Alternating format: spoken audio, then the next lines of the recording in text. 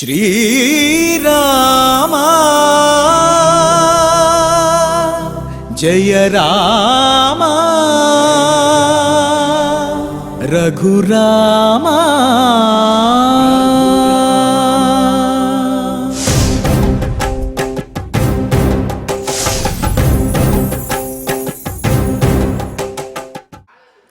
ओं नमो वेंकटेशाय। या कृपा मुनिसंत्राणे या कृपा कपिनायके या विभीषण रक्षायां सा राम मम दीयतां। ఓ రామచంద్ర, జనస్థానంలో మునిజనులను సంరక్షించడానికి ఏ దయనైతే నువ్వు చూపించావో, సుగ్రీవుని యందు కృపతోటి ఏ స్నేహభావన కృపను నువ్వు కురిపించావో, విభీషణుడికి అభయమిచ్చే సమయంలో ఎటువంటి దయను నువ్వు చూపించావో అలాంటి దయను భక్తులమైనటువంటి మా అందరికీ కూడా చూపించి మమ్మల్ని అనుగ్రహించవయ్యా అని స్వామివారిని ప్రార్థిస్తూ, తద్రూపాంతరుడైనటువంటి శ్రీనివాసుని యొక్క అనుగ్రహంతో భక్తులందరూ కూడా సకల సంపదలతోటి తొలతూగాలి అని ఆకాంక్షిస్తూ తిరుమల తిరుపతి దేవస్థానం వారు స్వామివారి సమక్షంలో ఈ నాదనీరాజనం మండపం నుండి నిర్వహిస్తున్నటువంటి శ్రీమద్ రామాయణం బాలకాండ పారాయణ కార్యక్రమంలో నేటికి మనం 183వ రోజులో ప్రవేశించాము. ఈనాటి మన బాలకాండ పారాయణ కార్యక్రమాన్ని శ్రీ గురు ధ్యానపూర్వకంగా సత్సంకల్పంతో సమష్టిగా మనందరము కలిసి ప్రారంభించుకుందాము. ఓం నమో వెంకటేశాయ. శ్రీ గురు ధ్యానం.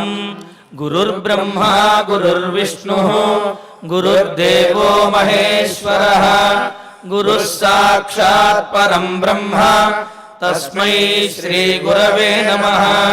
శ్రీనివాస ధ్యానం.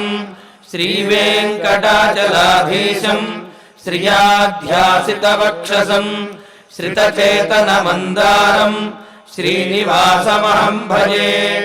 అథ సంకల్పః. శ్రీమదాదివరాహక్షేత్రే విరాజమానస్య శ్రీపద్మావతీ జానేః అఖిలాండకోటిబ్రహ్మాండనాయకస్య శ్రీరామచంద్రరూపాంతరస్య భగవతః శ్రీవేంకటేశ్వరస్వామినः సన్నిధౌ హనుమత్సీతాలక్ష్మణ భరతశత్రుఘ్న పరివార సమేత శ్రీరామచంద్ర పరబ్రహ్మణః పరిపూర్ణానుగ్రహేణ అస్మిన్ భువనే అతిశీఘ్రమేవ విశూచితాక్రిమేః వినాశనార్థం భారతవర్షస్య అభివృద్ధౌ నిమగ్నానాం విద్యా విత్త వాణిజ్య కృషి వైద్య వైజ్ఞానిక దేశరక్షణాదిరంగేషు విద్యమానానాం ఆస్తిక మహాజనానాం సర్వేషాం సకుటుంబానాం ఆయురారోగ్యైశ్వర్య సద్బుద్ధి ఇత్యాది సర్వశుభఫల ప్రాప్త్యర్థం తేషాం సర్వతోముఖాభివృద్ధి ద్వారా శ్రీరామరాజ్యస్య పునర్వ్యవస్థాపనార్థం అనూఢానాం శీఘ్రమేవ వివాహసిద్ధ్యర్థం దంపతీనాం అనుకూల దాంపత్య సిద్ధ్యర్థం సంతానార్థినాం శీఘ్రమేవ సత్సంతాన ప్రాప్త్యర్థం తతః పితృదేవతా ప్రీత్యర్థం గో సంరక్షణార్థం చ సకల సంపత్ప్రదే శ్రీమద్వాల్మీకి రామాయణాంతర్గతే బాలకాండే యథాశక్తి శ్లోక వ్యాఖ్యాన పురస్సరం 14 సర్గ శ్లోక పారాయణం తథా శ్రీమద్యోగవాసిష్ఠే విశూచికా మహామారీ నివారకస్య మహామంత్రస్య పారాయణం శ్రీధన్వంతరి మంత్ర పారాయణం చ అన్యోన్య సహాయేన ఆచార్య ముఖేన కరిష్యామహే. శ్రీ వాల్మీకి ప్రార్థన. వాల్మీకిర్ముని సింహస్య కవితావనచారిణః శృణ్వన్ రామకథానాదం కో న యాతి పరాంగతిం. శ్రీ ఆంజనేయ ప్రార్థన. యత్ర యత్ర రఘునాథ కీర్తనం తత్ర తత్ర కృతమస్తకాంజలిం బాష్పవారి పరిపూర్ణలోచనం మారుతిం నమత రాక్షసాంతకం. శ్రీరామాయణ ప్రార్థన. వేద వేద్యే పరే పుంసి జాతే దశరథాత్మజే వేద ప్రాచేతసాదాసీత్ సాక్షాద్ రామాయణాత్మన. శ్రీరామ ప్రార్థన. ఆపదామపహర్తారం దాతారం సర్వసంపదాం లోకాభిరామం శ్రీరామం భూయో భూయో నమామ్యహం. శ్రీరామచంద్ర పరబ్రహ్మణే నమః. అథ శ్రీమద్ రామాయణే బాలకాండే చతుర్వింశः సర్గः. శ్రీ గురుభ్యో నమః. శ్రీ వెంకటేశ చరణౌ శరణం ప్రపద్యే. శ్రీరామాయ నమః. కస్యచిద్వథ కాలస్య యక్షీ వై కామరూపిణీ బలన్నాగసహస్రస్య ధారయంతీ తదా హ్యభూత్. తాటకా నామ భద్రంతే భార్యా సుందస్య ధీమతః. విశ్వామిత్రుల వారు రామలక్ష్మణులు ఒకానొక దగ్గర ఆగి పరికించి పరిశీలించి చూస్తూ ఉండే సందర్భంలో రామచంద్రుడు ఇంతటి భయంకరమైనటువంటి కీకారణ్యం, వెళ్ళేదారి వచ్చేదారి తెలియట్లేదు, నేల రంధ్రాల్లోంచి కీచురాళ్ళు కూస్తూ ఉంటే, పక్షుల రెక్కలు టపటపలాడుతూ చప్పుళ్ళవుతూ ఉంటే, అంతటా గబ్బిలాలు ఒకానొక దండలాగా ఆకాశంలో కొంగల పంక్తిలాగా అలా ఎగురుతూ చాలా అమంగళకరంగా అచ్చోసి విదిలేసిన ఆంబోతు మాదిరిగా ఆ అడవి మృగాలంతా యథేష్టంగా సంచారం చేస్తూ ఉంటే, ఏమి గురుదేవా దీని పరిస్థితి అని అడిగిన తరుణంలో విశ్వామిత్రుల వారు వివరిస్తున్నారు కదా. అంటే రామయ్య ఆలోచన పుట్టుకతోనే ఇలాగే ఉండి ఉన్నట్లయితే దీన్ని మనం సంస్కరించడం అనేది అనవసరమైన పని. పాము పుట్ట దగ్గరికి వెళ్ళి ఇక్కడ పాముంది అని దాన్ని అంతా చిన్నాభిన్నం చేసి అక్కడేదో మనం ఆవాసం ఏర్పరచుకోవాలి అని అనుకోవడం తెలివి తక్కువ. వాటికి ఇబ్బంది లేకుండా మన దారి మనం కొంచెం పక్కగా అయినా సరే వెళ్ళి దీనికి కష్టం కలిగించకూడదు అని కదా పెద్దలు చెప్తూ ఉంటారు. అలా అడిగిన సందర్భంలో విశ్వామిత్రుల వారు ఒకానొక తరుణంలో చక్కగా పచ్చటి వాతావరణంతో పిల్లాపాపలతో కుటుంబాలు సస్యశ్యామలంగా ఎటు చూసిన పంటలు, ధాన్యాలు, ధనాలు, మణులు, మాణిక్యాలు, ఉత్సాహాలు, కేరింతలు, ఆనందాలు, సంతోషాలు ఇలా కళకళలాడుతూ ఉండేలాంటి రెండు దేశములు. ఎందుకని అంటే దేవేంద్రుడికి అసలే ఎంతో దయ, చిత్తప్రసాదం, లోకానుగ్రహం. దానికి తోడు ఇప్పుడు నా నుంచి బయటపడినటువంటి రెండు రకాల దోషాలను పాపం ఈ నేలలో కడుక్కోవాల్సి వచ్చిందే అని ఒకానొక సానుభూతితో, కృతజ్ఞతతో కరుషము అనే ఒకానొక దేశానికి, మలదము అని ఒకానొక దేశానికి, శరీరం మాలిన్యాన్ని అక్కడ విడిచిన కారణంగా అది మలదము, శరీరంలో తనకి ఉండేటటువంటి క్షుద్బాధకు కారణమైన పాతకాన్ని అక్కడ విదిలించుకున్నాడు కనుక దాన్ని కరుషము అని అంటారని చెప్తారు. ఆ రెండు దేశాలకి ప్రత్యేకమైన ప్యాకేజీ అన్నట్లుగా ప్రత్యేకమైనటువంటి వరాలిచ్చి ఇంకా అభివృద్ధిగా ఉండాలి అని అనుగ్రహించారు కదా. రామచంద్రమూర్తికి ప్రస్తుతం ఇప్పుడు చూస్తూ ఉండేటటువంటి ఈ దృశ్యానికి, ఒకప్పటి దృశ్యానికి ఏకాస్త సంబంధం లేదు అని చెప్పడం కోసం ఎలా అయితే తన అయోధ్యాపురి గురించి వర్ణించే సందర్భంలో వాల్మీకి మహర్షి కోసలము అనేది ఒకానొకటి ఉంది, అది జనపదము, అది స్ఫీతము, అభివృద్ధితో ఉన్నది అని చెప్పి తన అయోధ్యను తలపింపచేశారో, అంటే ఆ అయోధ్య గురించి మనం గతంలో వర్ణించుకున్నాం కదా. అలాంటి అంత శోభాయమానమైన, అంత రమణీయమైన, అంత చూసే కొద్దీ కన్నులు తిప్పుకోలేనంత మంగళకరంగా, అంత అందంగా ఉండేలాంటి ఈ ప్రదేశాలు, ఈ దేశాలు రెండు ఇంత ఘోరంగా తయారైపోవడానికి కారణమేమి అంటే రామా అథ దేవేంద్రుడు ఆ వరాలు అలా ఇవ్వడం ద్వారా ఆ వర ప్రభావం చేత ఎంతో ఉన్నతంగా, ఎంతో సంతోషంగా, ఎంతో ఉత్తమంగా హాయిగా కాలక్షేపం చేసేలాంటి ఈ ప్రదేశాలు కస్యచిత్తు కాలస్య కొంతకాలానికి ఇక్కడికి ఒకానొక దుష్టశక్తిలాగా ఒకటి ప్రవేశించింది. అది కామరూపిణి. దాని పేరు తాటక. అది తదాహి పుట్టుకతోనే నాగసహస్రస్య, నాగము అంటే ఏనుగులు అన్నమాట, 1000 ఏనుగుల బలం ధారయంతి, అంత ఓపిక అంత బలం కలిగి ఉండి, ధీమత చాలా కుటిల బుద్ధి కలిగినటువంటి దుశ్చేష్టలలో ఆరితేరినటువంటి సుందుడు అనేలాంటి ఒకానొక నీచమైన ప్రవృత్తి కల రాక్షసుడికి భార్యగా ఉండి దీన్ని అంతని ఇంతటి దారుణ స్థితికి తెచ్చింది అని తరువాతి శ్లోకాల్లో చెప్పబోతున్నారు. దాని పేరేమి? తాటకానామా. అది ఒకానొక యక్ష జన్మలో ఆవిర్భవించినది. అంటే దేవయోని విశేష అంటారు. యక్షులు, గంధర్వులు, కిన్నరులు, కింపురుషులు అని వీరంతా కొన్ని తెగలు. ఇక్కడ చెప్పే ప్రతి మాట మనకి చాలా అవసరం అన్నమాట. ప్రతి వ్యక్తి, మనం చాలాసార్లు గతంలో అనుకున్నాం, పుట్టుకతో ఒకలా ఉండొచ్చు, ఆ తరువాత పరిణామాలకి వేరే వేరే లాగా మారిపోయి ఉండొచ్చు, ఎంతటి దుశ్చేష్టకైనా సరే వారు సిద్ధపడచ్చు అని చెప్పడం కోసం. యక్షి అని చెప్పడంలో ఉద్దేశం ఏమంటే గొప్ప సిరి సంపదలు, గొప్ప ఐశ్వర్యం యక్షులకు పుట్టినిల్లట. గొప్ప సిరి సంపదలకు పుట్టినిల్లు యక్షులు అట. ఒక దగ్గర చెప్తారు, ఈ అక్ష అనే 2 మాటలు కలిస్తే యక్ష అనే శబ్దం తయారైంది.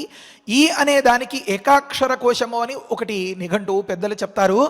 ఒక్కొక్క అక్షరమే ఒక్కొక్క అర్థం ఇచ్చేలాగా ఏ ఏ అర్థాల్లో అది ప్రయోగింపబడుతుందో ఆ కోశంలో, ఆ నిఘంటువులో చెప్తారు. దానిలో పరిశీలిస్తే ఈకారానికి లక్ష్మీదేవి అర్థమట. అంటే ఎనలేని సిరి, సంపద, ఐశ్వర్యం, శోభ.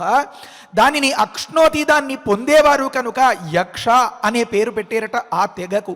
ఇంకొక మాట, యక్ష అంటే వారి ప్రవృత్తి వల్ల కానీ, వారు లోకానికి చేసే ఉపకారం వల్ల కానీ అందరూ వారిని పూజిస్తూ ఉంటారట. యక్ష పూజాయాం అనే ధాతువుపై నుంచి యక్ష శబ్దం తయారైంది అని వైయాకరణులు చెప్తున్నారు.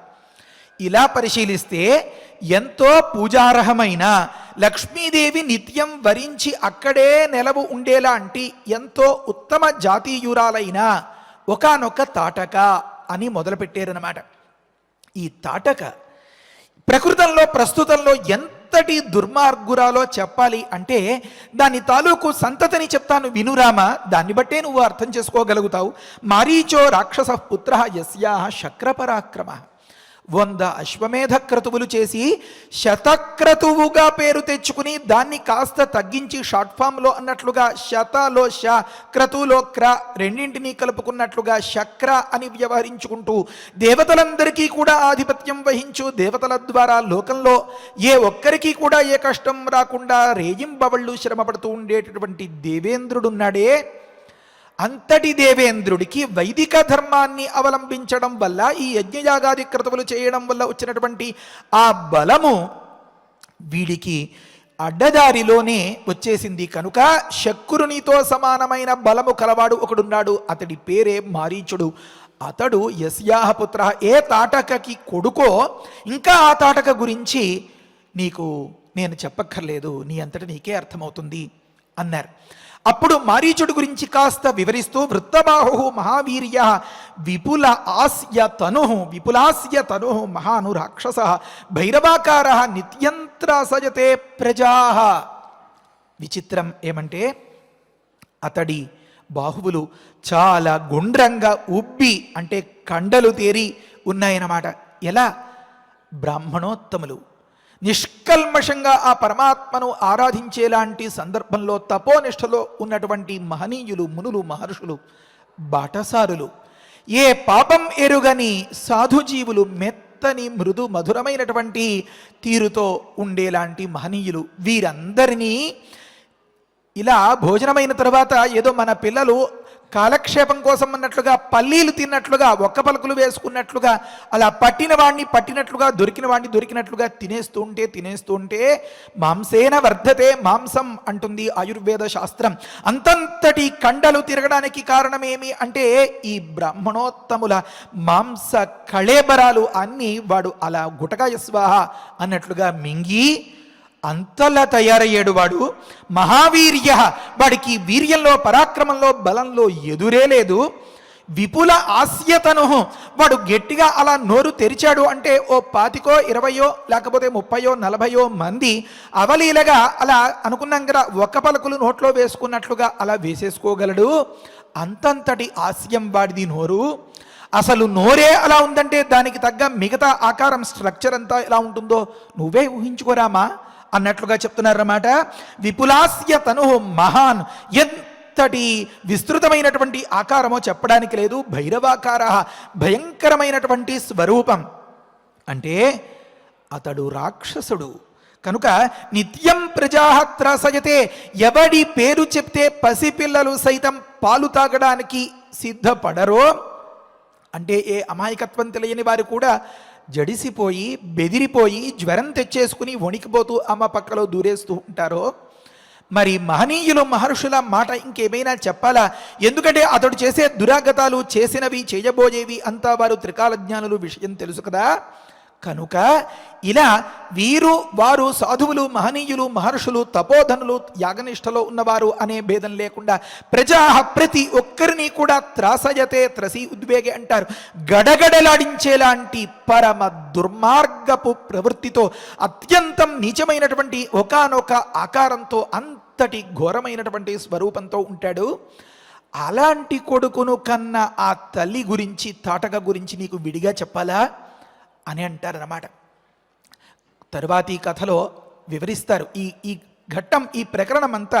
ఈ సర్గ ఇవాల్టి 8 శ్లోకాలు, తరువాతి సర్గ అంతా కూడా దాదాపుగా ఇదే కథతో నడుస్తుంది. ఒకానొక సందర్భంలో అగస్త్యుల వారు ఎంతో ప్రశాంతంగా జపం చేసుకుంటూ ఉంటే, అగస్త్యులు పరమ రామభక్తులు, రామశబ్దానికి గొప్ప గొప్ప వ్యాఖ్యానం చేస్తూ శిష్యులకు బోధిస్తూ ఎంతో తన్మయత్వంతో, ఎంతో ఆనందంతో రామోపాసనం చేసేలాంటి చేస్తుండే మహనీయులన్నమాట. ఉత్తరాఖండ్లో అక్కడ వారి విషయాలన్నీ బాగా పెద్దగా ప్రచారంలోకి వస్తాయి, వివరంగా తెలుస్తాయి. సరే, అలాంటి సందర్భంలో ఎంతో తన్మయత్వంతో, ఎంతో ఆనందంతో, ఎంతో సంతోషంతో, ఎలా అయితే ఎంతో కాలానికి ఊహించని, తలవని తలంపుగా అన్నట్లుగా మన బంధువులో, మన మిత్రులో, మన ప్రియులో, ప్రేయసో ఎవరైనా దగ్గర పడితే వారి ధ్యాసలోనే ఉండి చుట్టూతా ఏం జరుగుతుందో మర్చిపోతామో, ఎలా అయితే అలా ఉన్న అగస్త్యుల వారిని సుందుడు అని ఈ తాటకకు భర్త, అతడు కష్టం కలిగిస్తూ ఉంటే ఆ సుందుణ్ణి దాన్ని ఏమంటారు, శపించి అతడిని నశింపచేస్తే, ఆ సందర్భంలో ఈ తాటకకు 2 కుమారులు, ఈ మారీచుడు, సుబాహుడు అని. ఈ కథంతా మీకు అందరికీ తెలిసినదే. వీరు రాక్షస వేషాలు వేసుకుని ఈ అగస్త్యుణ్ణి బెదిరించి, భయపెట్టి అతన్ని మింగేయడానికి సిద్ధపడి వస్తూ ఉంటే, మీకు ఈ అవతారాలే శాశ్వతమగుగాక అని శపిస్తే, అప్పటి నుంచి పట్టరాని కోపం, భయంకరమైనటువంటి స్వరూపం, చెప్పలేనంతటి వికృత చేష్టలు, దానికి తోడు ఈ మహర్షి యొక్క శాపంతో విర్రవీగిపోయి ఏది మంచి ఏది చెడు అనే వ్యవహారం, ఆ భేదం తెలియక ఇలా లోకం మీదకు విరుచుకుపడిపోతూ ఉండేటటువంటి స్వరూపాలు ఇవి అని అంటారు. ఒక దగ్గర తులసీదాసు గారు చెప్తారు, వారు బాహ్యమైనటువంటి ప్రపంచంలో ఆనాటి రామాయణ కాలంలో జరిగిన ఆ సంఘటనల్ని మన ఆంతరమైనటువంటి జగత్తుతో ముడిపెట్టి మనకు అర్థమయ్యేలాగా, ప్రస్తుత కాలానికి మనకి ఉపయోగించేలాగా కొంత బోధ చేస్తూ ఉంటారు. ఇది మన రామాయణం అన్నట్లనమాట. ఈ మన రామాయణంలో మన మనస్సులో ప్రతి ఒక్కరి దగ్గర కూడా ఈ తాటక అనేది ఉండనే ఉంటుంది. దాని పేరే దురాశ అంటారు. ఈ దురాశ అనేది ఎప్పుడైతే వేళ్ళూనుకుంటుందో, అంటే బలపడుతుందో, ఇంకా వారికి ఉచ్చం నీచం, మంచి చెడు, రైట్ రాంగ్ అనేది, తప్పు ఒప్పు అనే భేదం లేకుండా యథేష్టంగా ప్రవర్తిస్తూ ఉంటారన్నమాట. ఈ దురాశ అనేది, ఈ దుర్మార్గపు ధోరణి అనేది, ఈ ఆవేశం అనేది అలా అలా అలా రంగులు మారుస్తూ ఉంటుందన్నమాట ఆ వ్యక్తి యొక్క. కనుకనే వారు ఇక్కడ వర్ణించారు, వాల్మీకి మహర్షి ఏమన్నారు, కామరూపిణి అన్నారు. అది సహజంగా యక్షి ఎంతో దయగలది, అంతగా బలం లేనిది, అందరి చేత పూజలందుకునేది, అంతటి స్థానంలో ఉన్న ఈ రాక్షస స్వభావం చేత అది కామరూపిణిగా ఉంది. మనలో ఉండేటటువంటి ఈ దురాశ, ఈ దుర్మార్గపు చేష్ట, దుర్బుద్ధి అనేది కూడా కామరూపిణిగా ఉండి అవసరానికి తగినట్లుగా అభిప్రాయాల్ని మార్చేసుకుంటూ తనకు ఎదురొస్తారేమో అని అనిపిస్తే అన్నదమ్ముల్ని విడదీయడమో, భార్యాభర్తల్ని విడదీయడమో, అందరికీ తానే ప్రధానంగా అవడమో, వంచన, కపటం, ద్రోహం, ద్వేషం, పగ రగులుకుపోవడం, వీటన్నింటితో ఎక్కడ తన తప్పులు బయటపడకుండా ఊసరవెల్లిలా రంగులు మారుస్తూ ప్రతి ఒక్క దగ్గర తన పంతమే నెగ్గించుకుంటూ, తనకు ఎవరి పట్లైనా అనుమానం వస్తే వారి మీద పట్టరాని పగతోటి ఎప్పుడు వారిని వంచించి వేధించి వేధించి ఎలాగైనా సరే వాళ్ళని లొంగ తీసుకుని తన కాళ్ళ దగ్గర పడేలాగా చేసుకోవడం, అనుమానం వస్తే ఎదురన్నదే లేకుండా వారి మీద నిఘా పెట్టి ఏదో ఒక రకంగా వారిని పాదాక్రాంతులు అయిపోయేలాగా మానసికంగానో భౌతికంగానో వేధించడం, హింసించడం, ఎలాగైనా సరే తన అనుకున్నది నెగ్గించుకోవడం కోసం ఎంతటి విధ్వంసానికైనా సరే వెనుకాడకుండా ఉండడం, ఇలాంటివన్నీ లోకంలో మనం చూస్తూ ఉంటాం కదా. దానికి కారణమైనటువంటిది లోపల ఉన్న ఆ దుష్ప్రవృత్తికి పేరే తాటక అనేది. దీనివల్ల కట్టుకున్న వారికి సుఖం ఉండకపోవచ్చు, లేకపోతే తాను భర్తగా ఉంటే భార్యకి సుఖం ఉండకపోవచ్చు, తనకి పుట్టిన సంతతికి సుఖం ఉండకపోవచ్చు, తనని నమ్ముకున్న వారికి సుఖశాంతులు ఉండకపోవచ్చు. ఎక్కడా ప్రశాంతత లేకుండా ఏదో ఒక కారణంతో ఏదో చెరువు పట్టున తలపెట్టి కన్నీరు కారుస్తున్నట్లుగా సానుభూతి సంపాదించేలాంటి ఒకానొక మొసలిలాగా కన్నీరు కారుస్తూ లోకంలో ఎప్పుడు దేన్నైనా సరే, ఎంతటి విధ్వంసాన్నైనా సరే సృష్టించి ఎలాగైనా సరే తన చేయి పై చేయిగా ఉంచుకోవాలని ఆలోచించేటటువంటి ప్రతి ఒక్కరిలోనూ ఈ తాటక అనేది ఉంటుంది.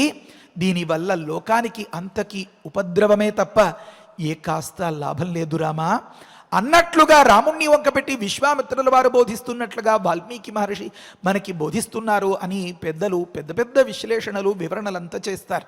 అంటే ఈ తాటక గమనించండి, కామరూపిణి. ఎందుకు కామరూపిణిగా ఉండాలి? ఎప్పుడు భయంకరమైనటువంటి రూపంలో ఉండి అలాగే ఫిక్స్ అయిపోవడం అంటారు కదా, నిలకడగా దాన్నే స్థిరంగా ఉంచుకోవచ్చు కదా. అవతలి వారిని తేలికగా వంచన చెయ్యాలి, ద్రోహం చెయ్యాలి, దానికి తగినట్లుగా నటించాలి, దానికి తగినట్లుగా ఊసరవెల్లిలాగా రంగులు మారుస్తూ పోవాలి. అప్పుడే వారు ఆ వంచనకు గురి కాగలుగుతారు, తేలికగా వారికి ద్రోహం తలపెట్టగలగచ్చు. కనుక అవతలి వ్యక్తులు ముందుగా జాగ్రత్త పడేలాగా, లేదా తన అసలు రూపం బయటపడేలాగా కాకుండా ఇంతటి దుష్టమైన స్వభావంతో వ్యవహరించేది ఇది. తరువాతి శ్లోకాల్లో చెప్తారు, ఇలా ఆ మట్టి నేల పట్టుకుని, ఆ మట్టిని పట్టుకుని చూడు రామా ఎంతటి మట్టి దిబ్బ అయిపోయిందో. ఆనాటి అయోధ్యను తలపెట్టేలాంటి అంతటి సుందరమైన దివ్యములైనటువంటి ఈ నగరాలు రెండు ఈనాడు ఇలా అయిపోవడానికి ఒకే ఒక్క వ్యక్తి కారణం ఏమి? తాటక. అలాంటి తాటకకు, అంతటి దుశ్చేష్టకు కారణం, అలాంటి దుష్ప్రవృత్తికి కారణం ఏమంటే ఒకానొక దుర్బుద్ధి, దురాశ. తాను తప్ప ఏ ఒక్కరూ సుఖంగా ఉండకూడదు, తనకి కష్టం వస్తే లోకంలో ఏ ఒక్కరికి సుఖశాంతులు లేకుండా తన ఆనందమే ఆనందం, తన ఆనందానికి అడ్డొస్తే ఎవరినైనా సరే పెకలించేయడమే అన్నట్లుగా ఇలా గబ్బిలాలతోటి, గద్దలతోటి, క్రూర మృగాలతోటి ఇందులో అడుగు పెట్టడానికే భయపడేలాగా గత్వా పునః ననివర్తతే తర్వాతి శ్లోకంలో రాబోతుంది. ఈ రకంగా దీన్ని తయారు చేసినటువంటి అంతటి దుష్టశక్తి అది పైకి ఒకలాగా లోపలి ఒకలాగా ఉండి ఉండొచ్చు రామా. ఇది ఒక విషయం. ఇంకొక విషయం ఏమంటే, ఇది కూడా ఇప్పుడు ఈ పూట మనం చెప్పుకోబోయే మాటల్లోనే వస్తుంది, ముందు అది చదివేసుకుందాం. ఇమౌ జనపదౌ నిత్యం వినాశయతి రాఘవ మలదాంశ్చ కరుషాంశ్చ తాటక దుష్టచారిణి. ఈ మాటలకే అర్థాలు చెప్పుకున్నాం.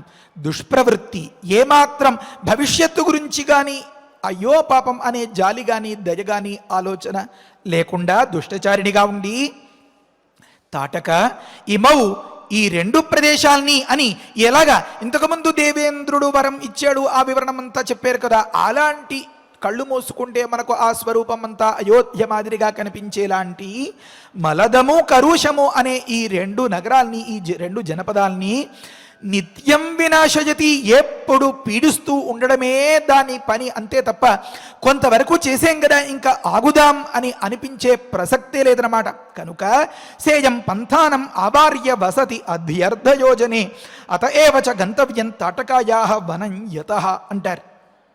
అలాంటి సా ఇయం ఈ తాటక, ఈ దుర్మార్గురాలు అధ్యర్థ యోజనే, ఇక్కడి నుంచి యోజనం అనగా 8 మైళ్ళు, అర్ధ అనగా ఇంకొక సగం 8, 4 కలిపితే 12 మైళ్ళ దూరంలో దారికి అడ్డంగా, అంటే ఏమి, ఎవరిని అతిక్రమించి వెళ్ళనివ్వకుండా అని అర్థం అన్నమాట. తనని అతిక్రమించి ఎవరు మించిపోయి ఉండకూడదు, ప్రతివారు తనకి అదుపులోనే తన కాళ్ళ దగ్గరే పడి ఉండాలి అనేలాంటి దుర్బుద్ధికి ప్రతీకలాగా పంథానం ఆవార్య, ఆవరించి వసతి, ఇక్కడే నిత్యం నివాసం చేస్తోంది. గురుగారు, అయితే మనం ఇంతటి భయంకరమైనటువంటి ఆతాటకకు ఎదురెళ్ళడం, ఇంతటి గందరగోళం తెచ్చుకోవడం ఎందుకు? మనం వెళ్ళాల్సిన చోటు సిద్ధాశ్రమమో వగైరాయో మనం కాస్త వేరే దారి చూసుకుందామా అని అనిపిస్తుందేమో రాముడికి. అలా అనేస్తాడేమో. విశ్వామిత్రుల వారు పరిపరి విధాల లోపల ఆలోచించుకుంటున్నారు. ఇంత దూరం వచ్చిన తర్వాత కనీసం శ్రీరాముడు కాదని వెనుతిరిగితే, అడ్డం తిరిగితే నచ్చ చెప్పడానికి కౌసల్యమ్మ కూడా దగ్గర లేదు, దశరథుడు లేడు, వశిష్ఠుల వారు సమర్థించేందుకు లేనేలేరు. కనుక ప్రతి ఒక్కటి ముందుగానే ఊహించుకుని చాలా జాగ్రత్తగా రామయ్య మనస్సులో సరైన ఆలోచనకు బీజం పడేలాగా చెప్తున్నారన్నమాట. యతః ఎందువల్ల అయితే తాటకాయా, ఆ తాటక యొక్క వనం, అది ఆవరించి నివాసం పెట్టుకునేలాంటి, అది మకం ఉండేలాంటి చోటు ఈ దగ్గరలోనే ఉందో, అత ఏవ గంతవ్యం అన్నట్లుగా చెప్తున్నారన్నమాట. అత ఏవచ గంతవ్యం, కాబట్టే మనం ఈ మార్గంలోనే వెళ్ళాలి నాయన. అంటే వేరే దారిలో ఎంత మాత్రం వెడితే విశ్వామిత్రుల వారి మనోగతం అభిప్రాయం అన్నమాట.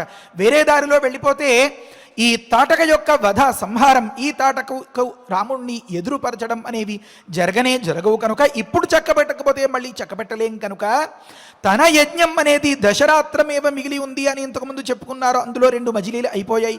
అయినా సరే ఆ తొందరని అంతని పక్కన పెట్టి, ఎందుకు, వారు విశ్వామిత్రులు కదా, ఈ దుష్టబుద్ధి అనేటటువంటి తాటకను సమూలంగా తుడిచేసి దీనికి మళ్ళీ పునర్వైభవం, పునర్వసు జాతకుడైనటువంటి మనరామయ్య ద్వారా కల్పించాలి అని కదా వారి అభిప్రాయం. కనుక చెప్తారు. ఎంతెంతటి మాటలో గమనించండి. ఒకానొక న్యాయమూర్తి, న్యాయ నిర్ణేత ఎంత పగడ్బందీగా తన తీర్పును వెలువరిస్తారో అలా ఒక్కొక్క మాట పద్ధతిగా చెప్తారు.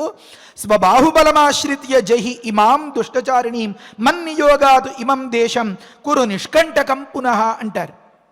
అంటే ఏ ఇతరాపేక్ష లేకుండా నువ్వు మాత్రమే ఈ కార్యం చక్కబెట్టాలి అని మనం లోకంలో ఏ పిల్లలైనా ఎక్కడైనా సహాయంగా పిలిచి, ఏం గురుగారు ఏం విషయం చెప్పండి అని అడిగారు అనుకోండి.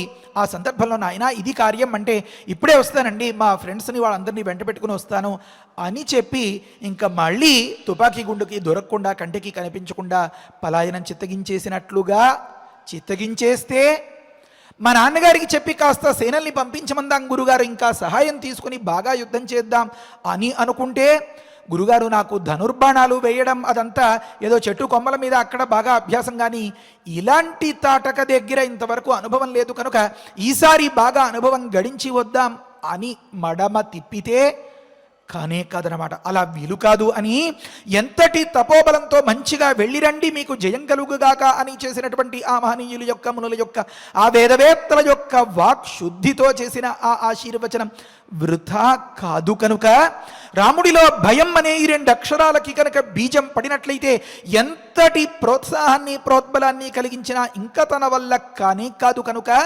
ముందుగానే చెప్పేస్తున్నారు. స్వబాహుబలమాశ్రిత్య, నీ భుజ బలాన్ని ఒక్కసారి తలుచుకోరామా, నువ్వు ఎంతటి వాడివో, ఎంతటి పరాక్రమవంతుడివో. మీ అమ్మ చెప్పిన మాటేమో బ్రాహ్మణుల యొక్క కార్యక్రమాన్ని అందంగా నెరవేర్చడం కంటే, వారికి అడ్డంకిని తొలగించడం కంటే నీకు వేరే రితే బ్రాహ్మణ కార్యాద్వై, నీకు సొంతంగా వేరే కార్యం ఏదీ లేదు కదా రామా అని చెప్పి విజయ తిలకం దిద్దిన నీ తల్లి ఆశీర్వచనం గుర్తు చేసుకో అన్నట్లుగా, బహుశా ఆ భుజానికి అప్పుడు ఆ తల్లి ఆ తవీదులాగా ఆ రక్షణ ఏదైనా కట్టి ఉండొచ్చు.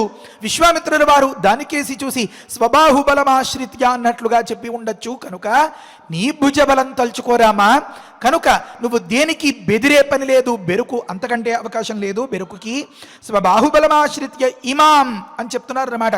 అక్కడ ఉందా ఎదురుకుండా తాటక? లేనే లేదు. మరి ఎదురుకుండా ఉన్నదాన్ని కదా చెప్పాలి ఈ ఈ అధశబ్దం అంటారు, ఇదం శబ్దం అంటారు దానితో అంటే ఇంతటి దౌర్భాగ్యానికి, ఇంతటి దారిద్ర్యానికి, ఇంతటి దారుణానికి కారణమైనటువంటి ఆ దుష్టచారిణి అని చెప్పడం ఉద్దేశం అన్నమాట. తరువాతి శ్లోకాల్లో వర్ణిస్తారు. కాస్తగా వెలుతురు పడనట్లుగా ఉండే ఆ ప్రదేశాల్లో అప్పటికి కాస్త 9 గంటలు 10 గంటలు అయిన ప్రాంతంలో సూర్యుడు కాస్త పైకెక్కినట్లుగా ఆకాశంలోకి కొంచెం ముందుకి వచ్చిన సందర్భంలో ఆ చెట్ల కొమ్మలు, ఆకుల నీడలు వాటన్నింటినీ తప్పించుకుని కాస్త సూర్యరశ్ములు అక్కడ చొరబడుతూ ఉంటే ఆ చోటును చూపించి ఈదృశీం అని వర్ణిస్తారన్నమాట. అవన్నీ రక్తపు చారలు, ఎండిన మాంసపు ముక్కలు, అక్కడక్కడ గుట్టలుగా ఎముకలు, కుప్పలు, ఇవన్నీ కూడా ఇలా ఉండే సందర్భంలో ఇంతటి దుస్థితికి కారణమైనటువంటి ఆ తాటకను, ఆ దుర్బుద్ధి మాదిరిగా ఉన్న ఆ దుశ్చేష్టురాలుని విదిలిపెట్టకూడదు రామా.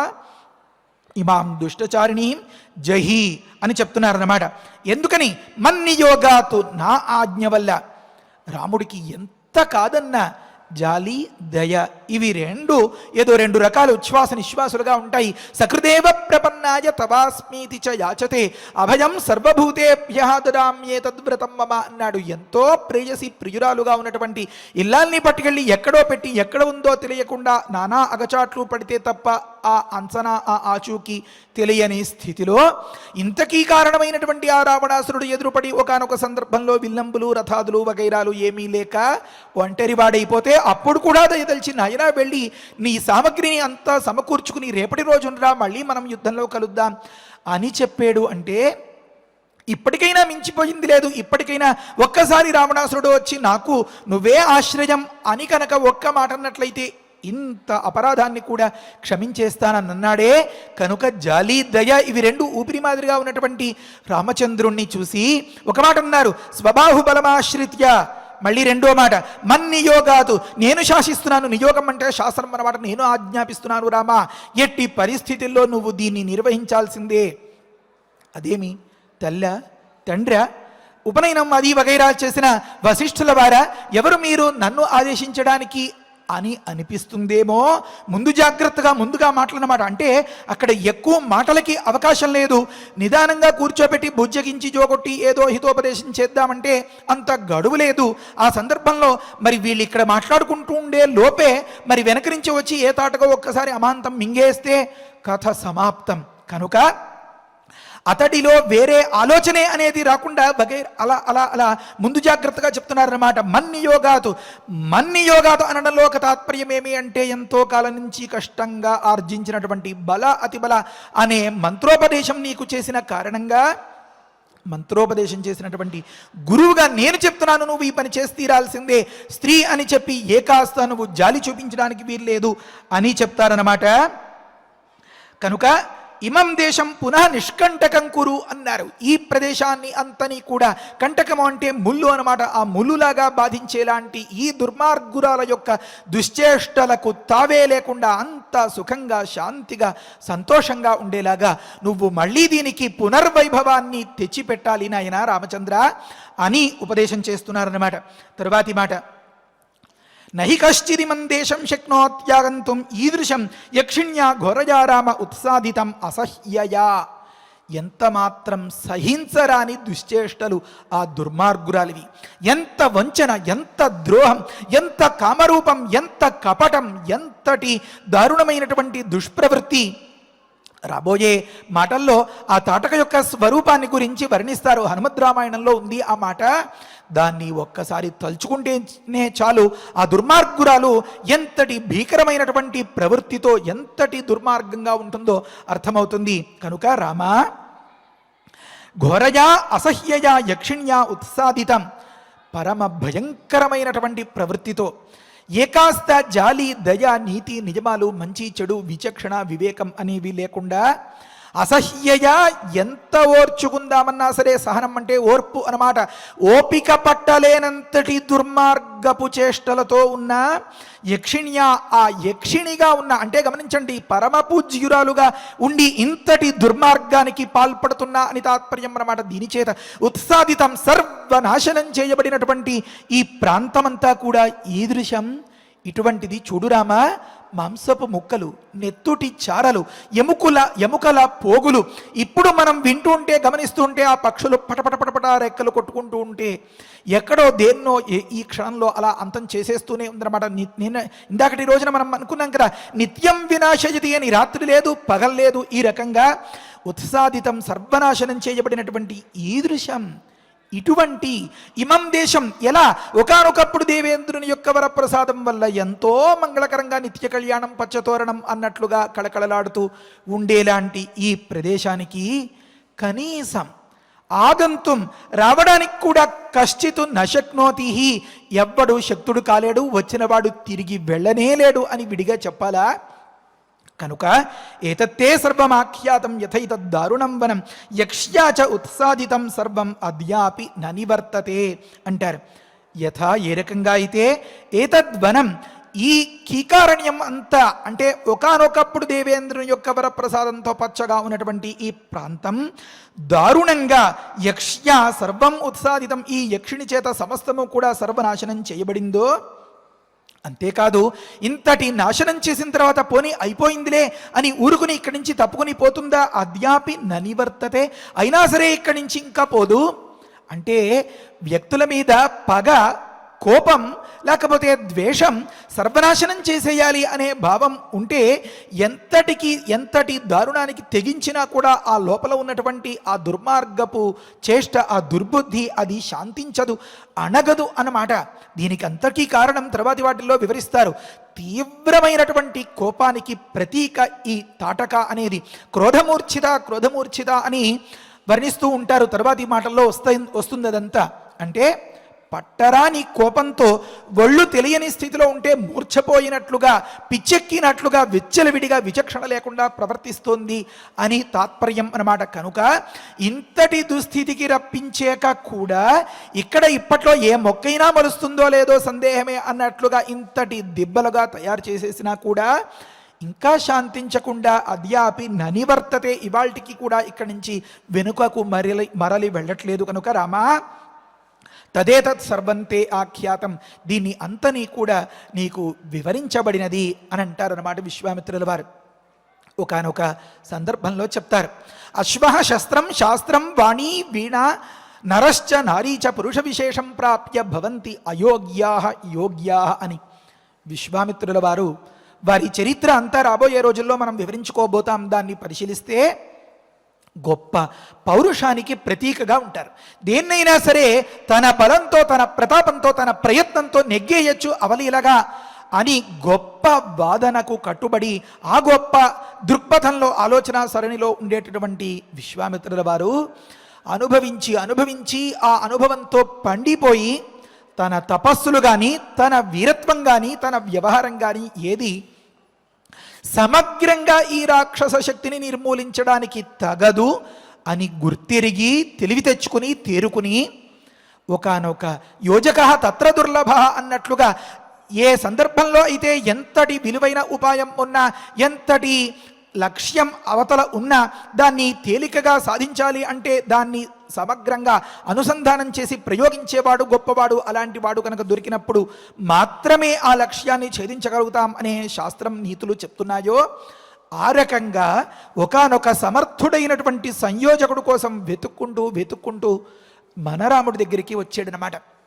అందుకనే ఇందాక చెప్పిన మాటలో ఏమని, ఒకానొక మంచి దౌడు తీసేలాంటి గుర్రం కానీ, ఒకానొక పదునైనటువంటి ఆయుధం కానీ, గొప్ప విజ్ఞానం కానీ, అశ్వ శస్త్రం లేదా శాస్త్రం, మళ్ళీ మంచి పలుకు మాట కానీ, వాణి లేదా మంచి వాద్యం వీణా వగైరాలు కానీ, లేదా ఒకానొక పురుషుడు కానీ, ఒకానొక స్త్రీ కానీ గొప్పగా శోభించాలి అంటే వాటిని వినియోగించుకునే వానిలో ఉంటుంది ఆ గొప్పతనం. పురుష విశేషం ప్రాప్య భవంతి యోగ్యా అంటారు. ఇప్పుడు విశ్వామిత్రుల వారికి తన సత్తా ఎంత మాత్రం కుదరదు, పని కాదు అని గమనించి అనుభవంలోకి వచ్చి దీనికి సరైన వాడు శ్రీరామచంద్రుడే అని గమనించి శ్రీరాముడికి తన తపస్సును అంతని ధారపోసి, శ్రీరాముడికి పరిచయం లేకపోవడం వల్ల, అనుభవరాహిత్యం వల్ల ఏకాస్తైనా వెనకడుగు పడుతుందేమో అని అన్ని రీతులుగా కూడా తీర్చిదిద్ది చివరికి వశిష్ఠుల వారి సైతం ఉపదేశాన్ని కలిగేలాగా ప్రయత్నించి ఇక్కడి దాకా తీసుకొచ్చారు. అంటే అధర్మం నెగ్గినంత తేలికగా ధర్మం నెగ్గదు. పెద్దలు విశ్లేషిస్తారు. వేదరామాయణం అని ఒక గ్రంథం ఉంది. ఆ గ్రంథాన్ని నీలకంఠాచార్యులు వారు చాలా విస్తృతమైనటువంటి పరిశ్రమ, నిజంగా గొప్ప తపస్సు మహనీయులు. వారిని తలుచుకుంటేనే చాలు మన జన్మ సార్థకం. అలాంటి మహనీయులంతా ఉన్నారు.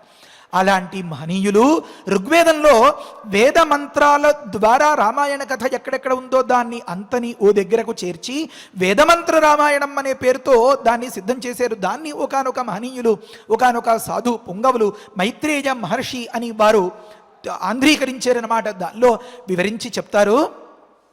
ఒకలాగా గమనిస్తే ఎక్కడైనా సరే అధర్మం చాలా అవలీలగా నెగ్గుతున్నట్లు కనిపిస్తుంది కదా. ధర్మం నెగ్గాలి అంటే, న్యాయం నెగ్గాలి అంటే ఎన్నో అగచాట్లు, ఎన్నో పాట్లు, ఇబ్బందులు పడాల్సి వస్తుంది కదా. ఈ న్యాయం గొప్పదా, ధర్మం గొప్పదా, లేదా అధర్మం గొప్పదా? హింసా ప్రవృత్తి గొప్పదా, అహింసా ప్రవృత్తి గొప్పదా అని గమనిస్తే అక్కడ ఆ విశ్లేషణలో తెలుస్తాయి. రావణాసురుడికి అనుయాయులుగా ఉన్నటువంటి ఈ మారీచ సుబాహులు వీరందరినీ పరిశీలిస్తే అధర్మం చాలా తేలికగా నెగ్గుతుంది అని తెలుస్తుంది. కానీ శాశ్వతమైనటువంటి జయం మాత్రం ధర్మందే. అక్కడ ఈ ధర్మం నెగ్గాలి అంటే ఎంతో కఠోరమైనటువంటి నిష్ఠ కావాలి, ఎంతో గొప్ప ప్రయత్నం కావాలి, ఎంతో గొప్ప సాహసం కావాలి, ఎంతో గొప్ప చిత్తశుద్ధి కావాలి, విశాలమైనటువంటి దృక్పథం ఉండాలి. అందుకనే తాత్కాలికంగా అప్పటికప్పుడు ఆ అధర్మం నెగ్గినట్లుగా కనిపించినా దానిని ఎదుర్కోవడానికి తగినంతగా సత్తా ఉన్నదాని కోసం ఆ పరమాత్మ అలా వెతుకుతూ ఉంటాడు. ఏదీ దొరక్కపోతే తానే దిగి అవతరిస్తాడనమాట. ఇప్పుడు కఠోరమైనటువంటి బ్రహ్మచర్యంతో, ఏ విధమైనటువంటి ఇతరములైన ఆలోచనలు లేక, గొప్ప వీర్యంతో, శౌర్యంతో, పరాక్రమంతో, మంత్రబలంతో గురువులు, తల్లిదండ్రులు, పెద్దలు, మహనీయుల యొక్క దీవెనలన్నీ మూట కట్టుకున్నటువంటి ఒక మహా తేజంగా ఉన్నటువంటి మన శ్రీరాముడు పరిపూర్ణమైనటువంటి ధర్మస్వరూపుడైతే ఇతడి ద్వారా మాత్రమే ఈ కార్యాన్ని సాధించుకోగలం అని గుర్తెరిగిన వ్యక్తి మన రామయ్య వెంటపడి దీన్ని సాధించుకోవాలి అని అనుకున్నారనమాట. ఒకానొక సందర్భంలో విశ్వామిత్రుల వారికి ఎంత పట్టుదల ఉన్నా వారి చరిత్రలో అంతా తెలుస్తుంది. ఏదో ఒక సందర్భంలో ఆ పట్టు జారిపోయిన సందర్భాలే. మరి ఒకానొక సందర్భంలో మరి రావణాసురుణ్ణి గమనిస్తే అతడు కూడా ఎంతో తపస్సులు, పూజలు, హోమాలు అవన్నీ చేశాడు. కానీ తన వీర్యాన్నే, తన కామాన్నే నిలువరించుకోలేని వాడు మొత్తం ముల్లోకాల్ని నిలువరించాలి అని పురుకోగలుగుతాడా? శాశ్వతంగా నిలబడగలుగుతాడా? కానే కాదనమాట.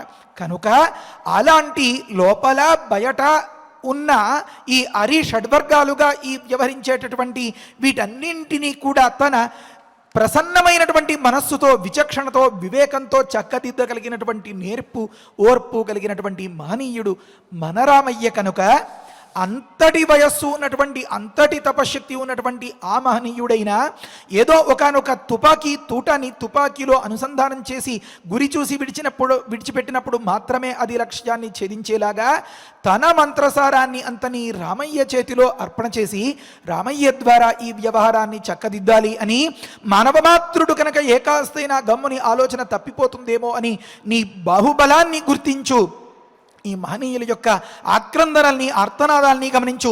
ఇంకా విశేషంగా చెప్పాలంటే సకల లోకాలకి సుఖశాంతుల్ని కలిగించడమే ప్రధాన ధ్యేయంగా ఉన్నటువంటి దేవేంద్రుడు సైతం ఇక్కడ తన పాపాలని కడుక్కున్నాడు అంటే ఆ పాపాలకి కారణమేమి? బ్రహ్మహత్య అన్నారు కదా. అదంతటి బ్రహ్మహత్య అయినా కూడా ఒకానొక కంటకుణ్ణి, వాడి యొక్క బాధల్ని తుడిచి లోకాన్ని సంరక్షించి అవసరమైతే ప్రాయశ్చిత్తం కూడా చేసుకున్నటువంటి దేవేంద్రుడి కథ ఇంతకు ముందే అందుకే వివరించి ఉన్నారన్నమాట. కనుక ఏ రకంగానూ కూడా నువ్వు వెనుకడుగు వేసే ప్రశ్నే, ఆలోచనే, సమస్య లేదు. కనుక ముందుకే వెళ్ళి మనం ఈ వ్యవహారాన్ని చక్కదిద్దాలి రామా అని ఈ తాటకకు సంబంధించినటువంటి ఆ దారిలో ఇంకాస్త ముందుకు తీసుకువెళ్ళి ఆ తాటక వధను నిర్వహించడం కోసం విశ్వామిత్రుల వారు ఒకానొక ఆధారశిలగా, ఒకానొక పునాది రాయిలాగా ఈ కథను ఇలా వివరిస్తారన్నమాట. కనుక లోకంలో, ప్రకృతంలో మనకి ఉపయోగించాలి అని అనుకుంటే ఏ ఒక్కరము కూడా, నాతో సహా ఎవరికీ మినహాయింపు లేదు ఇందులో, ఏ దుర్బుద్ధి లేకుండా దుర్బుద్ధికి మారుపేరుగా ఉన్నటువంటి ఆ తాటకను మన శ్రీరామానుగ్రహం అనేటటువంటి ఒకానొక వరంతో మంచిగా మార్చుకుని, దాన్ని సంస్కరించుకుని మనందరం కూడా మనల్ని ఉద్ధరించుకుని మన మీద ఆశ్రయించినటువంటి మన మీద ఆధారపడినటువంటి వారందరినీ కూడా ఉద్ధరించుకునేలాగా గొప్ప తీరుతెన్నులను ప్రసాదించమని మనరాముణ్ణి ప్రార్థిస్తూ ఇంతటితో ఉపసంహారం చేస్తున్నాను. హరజే నమః. స్వస్తి. పారాయణ చేసుకుందాము. కస్యచిత్వధ కస్యచిద్వధ కాలస్య యక్షీ వై కామరూపిణి బలం నాగసహస్రస్య ధారయంతి తదాహ్యభూత్ కాటకానామ భద్రంతే భార్యా సుందస్య ధీమతః మారీచో రాక్షసః పుత్రో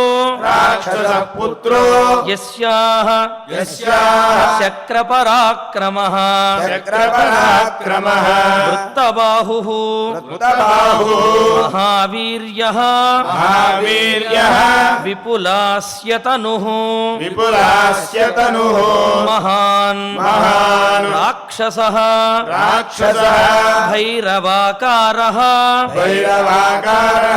నిత్యం త్రాసయతే ప్రజాః ఇమౌ జనపదౌ నిత్యం వినాశయతి రాఘవ మలదాంశ్చ రూషాంశ్చ కాటకా దుష్టచారిణి సేయం బంధానమావార్య వసతి అధ్యర్థయోజనే అతయేవ చ గంతవ్యం తాటకాయ వనం యతః స్వబాహుబలమాశ్రిత్య జహీమాం దుష్టచారిణీం మన్నియోగాత్ ఇమం దేశం కురు నిష్కంటకం పునః నహి కశ్చిత్ ఇమం దేశం శక్నోతి ఆగంతుమీదృశం యక్షిణ్యా ఘోరయా రామ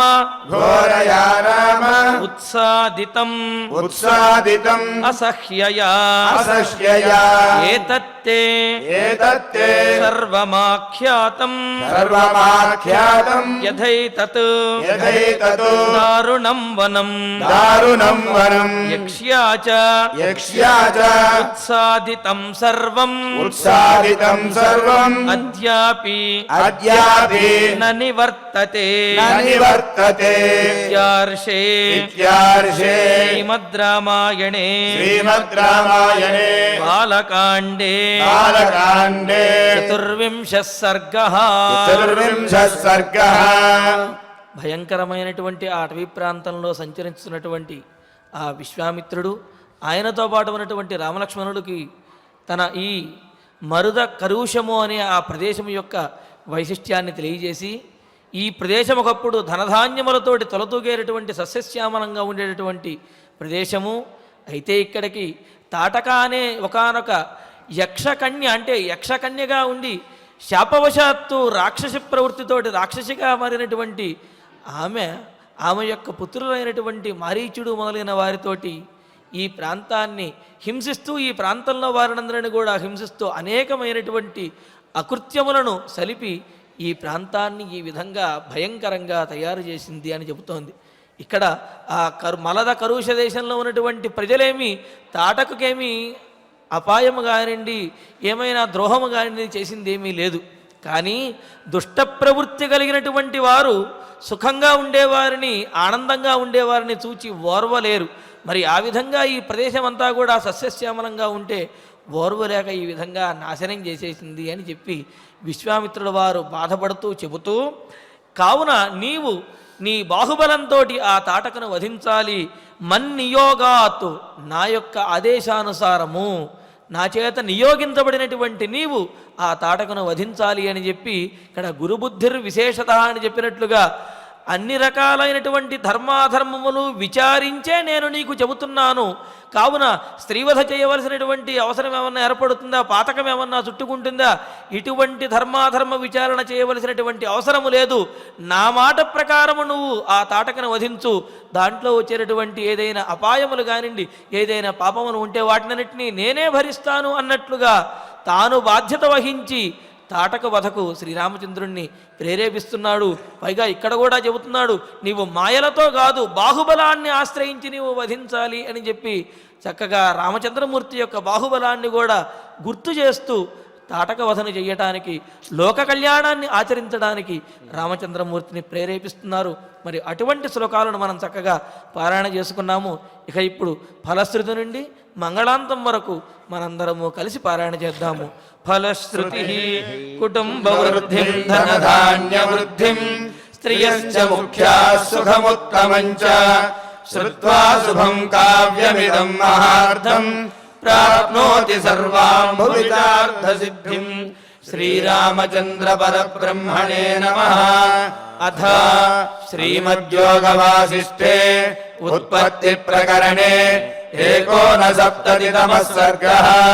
శ్రీవసిష్ఠ ఉవాచ అనవర్షసహస్రేణ తాం పితామహాయయౌ దారుణం హి తపస్సిద్ధి విషాగ్నిరపి శీతలః. మనసైవ ప్రణమ్యేనం సా తథైవ స్థితా సతి కో వనః క్షుత్స్యమాయానం ఇది చిన్నాన్వితా భవతు. ఆస్మృతం ప్రార్థయిష్యేహం వరమేకమిమం శుభం. అనాయసీ చాయసీ చ స్యామహం జీవసూచికా. అస్యోక్త్యాద్వివిధా శూచిః భూత్వా లక్ష్యావిశామ్యహం. ప్రాణినాం సహ సర్వేషాం హృదయం సురభిర్యథా యథాభిమతమేతేన గ్రసేయం సకలం జగత్. క్రమేణ క్షుద్వినాశాయ క్షుద్వినాశః పరం సుఖం ఇతి సంచింతయంతీం తాం ఉవాచ కమలాలయః. అన్యా దృశ్యాస్తథా దృష్ట్వా స్తనితాభ్యరవోపమం. బ్రహ్మోవాచ పుత్రికర్కటికే రక్షకులశైలాభ్రమాలికే ఉత్తిష్టత్వం తు దుష్టోస్మి గృహాణాభిమతం వరం. కర్కట్యువాచ భగవన్ భూతభవ్యేశ శ్యామహం జీవసూచికా. అనాయసీ చాయసీ చ విధేర్వయసి చేద్వరం.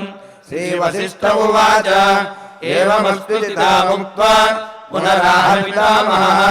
సూచికా సోపసర్గాత్వం భవిష్యసి విసూచికా. సూక్ష్మయా మాయయా సర్వలోకహింసాం కరిష్యసి. దుర్భోజనా దురారంభాః మూర్ఖా దుస్థితయశ్చ యే. దుర్దేశవాసినో దుష్టాః తేషాం హింసాం కరిష్యసి. ప్రవిశ్యా హృదయం ప్రాణైః పద్మప్రీహాదిబాధనాత్.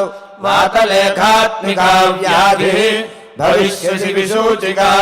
సగుణం విగుణం చైవ జనమాసాదయిష్యసి. గుణాన్విత చికిత్సార్థం మంత్రోయంతుమయోచ్యతే. బ్రహ్మోవాచ హిమాద్రేరుత్తరే పార్శ్వే కర్కటీ నామ రాక్షసి. విసూచికాభిధానాస నామ్నాప్యన్యాయబాధికా. తస్యాః మంత్రః ఓం హ్రీం హ్రాం హ్రీం రాం విష్ణుశక్తయే నమః. ఓం హ్రీం హ్రాం హ్రీం రాం విష్ణుశక్తయే నమః. ఓం హ్రీం హ్రాం హ్రీం రాం విష్ణుశక్తయే నమః. ఓం నమో భగవతి విష్ణుశక్తిమేనాం. ఓం హర హర నయ నయ పచ పచ మధ మధ ఉత్సాదయ ఉత్సాదయ. దూరే కురు స్వాహా హిమవంతం గచ్చ. జీవ సహ సహ సహ చంద్రమండలగతోసి స్వాహా. ఓం నమో భగవతి విష్ణుశక్తిమేనాం.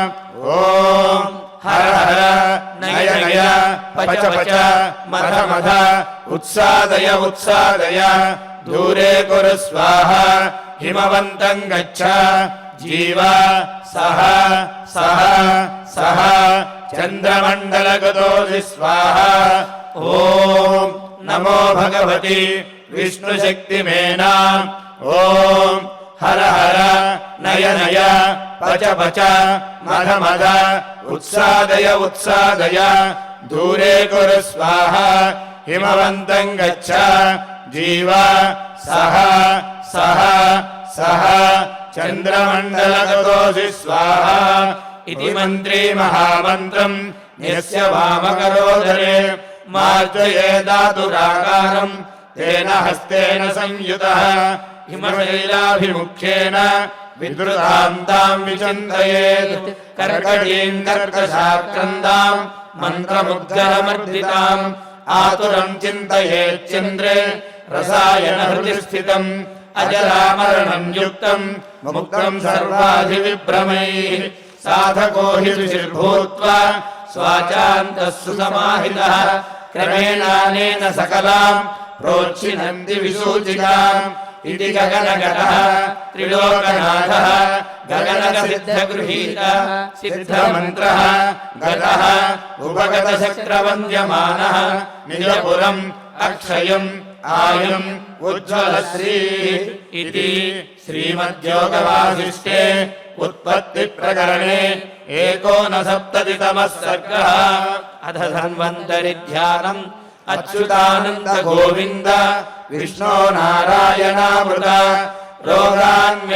रोगान्मेनाशयाशेषान् आशु धन्वन्तरे हरे आरोग्यम् दीर्घमायुष्यम् बलम् तेजोधियम् श्रियम् स्वभक्तेभ्योऽनुगृह्णन्तम् वन्दे धन्वन्तरिम् हरिम् धन्वन्तरेरिमम् श्लोकम् भक्त्या नित्यम् पठन्ति ये अनारोग्यम् न तेषाम् स्यात् सुखम् जीवन्ति ते चिरम् ॐ नमो भगवते वासुदेवाय धन्वन्तरये अमृतकलशहस्ताय वज्रजलौकहस्ताय सर्वामय विनाशनाय त्रैलोक्यनाथाय महाविष्णवे स्वाहा ॐ वासुदेवाय विद्महे सुधाहस्ताय धीमहि तन्नो धन्वन्तरिः प्रचोदयात् अधनवग्रह प्रार्थना आरोग्यम् बन्धुबन्धुर्वितरतु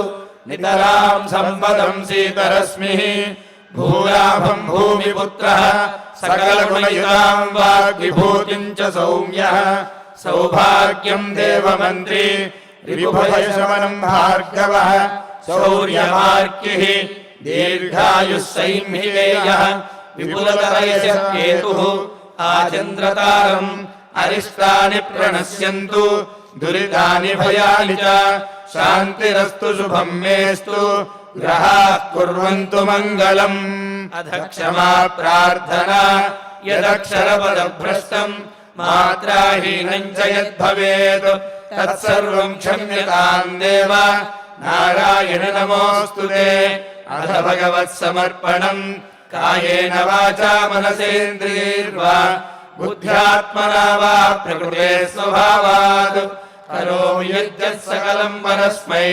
नारायणायेति समर्पयामि अथ मङ्गलम् श्रियः कान्ताय कल्याणनिधयेऽर्थिनाम् श्रीवेङ्कटनिवासाय श्रीनिवासाय मङ्गलम्।